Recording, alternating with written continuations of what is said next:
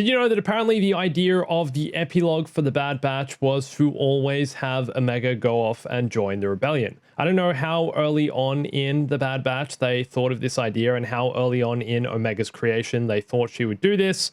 But according to StarWars.com, apparently the epilogue went through many iterations, but the idea that Omega would join the rebellion was always the central concept. If you look closely as well, there are also a number of differences we see in the character designs. It's been several years since the events of the ending of the Bad Batch, and so in the epilogue, all the characters, of course, are much older. Omega's jacket features a Bad Batch skull on her left arm, a patch which she's going to wear with her into her days in the rebellion. Hunter has grown his hair longer and has also got himself a new headband. He's looking like a hippie dad, to be honest. And we can see some of the grey around his beard and hair. I'm finding it interesting that he looks so different to Captain Rex, Gregor, and Wolf in Star Wars Rebels. I know it's a different art style, but there's really not much comparison here, wouldn't you say?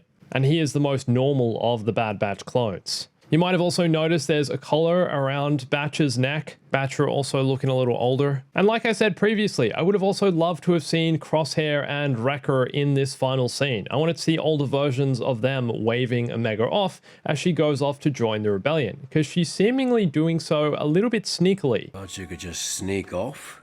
I also love that Omega says that she is ready to go and join the rebellion, that this is her fight and the Bad Batch have done their fighting. Their fighting days are over.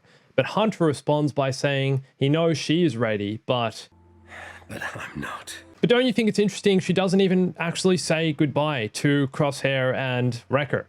She's sneaking off in the night because they obviously don't want her to leave because they spent so much of their time following the Clone Wars trying to protect her and keep her safe, and now that she's all grown up, she's going off to find her own danger again. I think it's likely we're going to see Omega featured in a future Star Wars series or pop up at least as a cameo at some point. I hope the same goes to the Bad Batch, but it seems like maybe they'll just come and help someone along the way. If we're getting a new Captain Rex series or something like that, maybe they'll just come in for an odd episode here and there to lend a hand. Again, I am a little bit surprised that all of these characters, especially Crosshair, made it through alive. I honestly thought Crosshair was going to die because he was redeemed, his character arc was complete. He'd gone from betraying his brothers to realizing that he shouldn't be following the Empire anymore, to then saving Omega. But they all survived and seemingly lived happily ever after on Pabu. Honestly, quite a sad, somber, reflective ending to the Bad Batch. And I feel like so many parents and kids as well would connect with this because it was all about Omega growing up, becoming an adult, and then going off into the world on her own. And her adopted parents or brothers, the Bad Batch, having to let her go.